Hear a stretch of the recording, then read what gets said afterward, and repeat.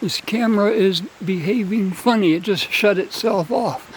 Hope I'm not pushing strange buttons or something.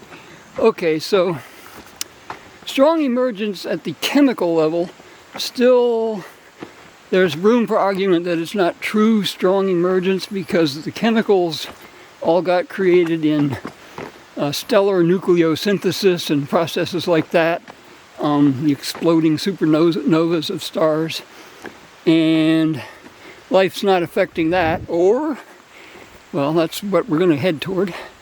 But strong emergence from the organism down to downward causal power to the chemistry is one step. And what basically sort of the heart of my epiphany is that the next step, what if the choices we make as living things trying to survive make these many worlds split with slight mutations that are always constantly just tapping away very gently at the physics, adjusting, like say the mass of the electron to make it more favorable for our existence. And the other multiverse branches go off in another direction, but we keep going in a direction that is favorable, we being all living things, that is favorable to us. It is a radical and very vulnerable to being co-opted by people that are looking for supernatural stuff. And I'm going to keep coming back to that. I just don't want that to be going, or to be seen as going in that direction. But there is a sort of, essentially, a bottom line here that we're talking about an evolutionary process of the quantum level or fundamental particle level of physics, and the unknown, the values of all the masses of all the different fundamental particles are not known to be, theoretically not explained.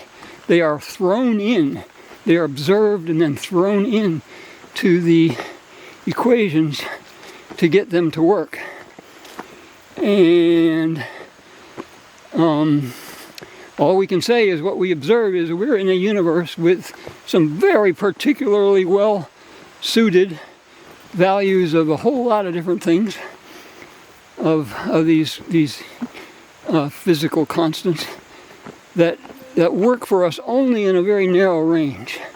So what if this many worlds process of just zillions and zillions of tiny choices, particle by particle, lead to a selection.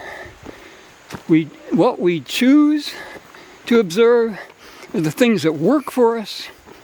What we choose not to observe and to actually run away from are the things that are dangerous or risky or potentially going to cause us a problem. Those are the things, in my novel I go all the way toward calling it quarantining evil. These are the evil things. And of course that's totally a judgment of the living thing that's making the judgment.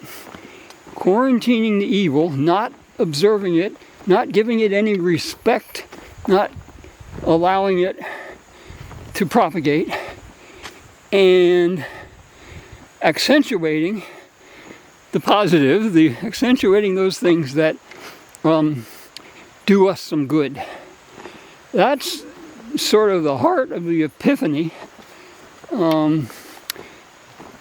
Cosmic natural selection, universe self-replication, cosmology, in which we, living things, are actually, or I'm hoping it can be proven in some way. We are actually participants. And the bottom line here, if this is all true, is what we do, what choices we make really matter to the universe, or to our universe. What we do is shaping the universe. Okay, and even this excited tone of voice is the kind of thing somebody's going to take the clip, chop out everything else I said, and just say, look at this guy, he's a crackpot. He's talking about quantum woo.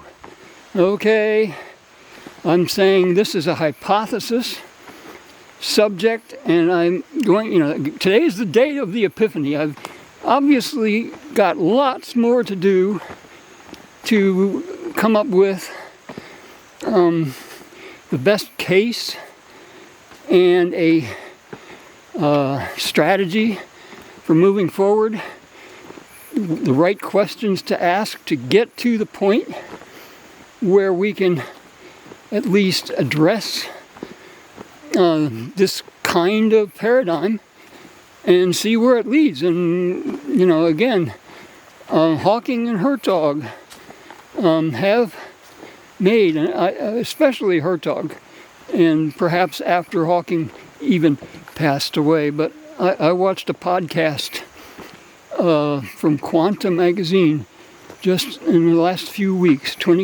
August 2025, I believe, which you may be able to find and look it up. But in that interview, he was repeatedly talking about the analogy to biological processes. So this isn't, I'm not the only one out there, and I think I'm pretty good company if it's with Stephen Hawking. I'll take that. I'm happy with that. All right. See if there's anything else I have to say. Let me think.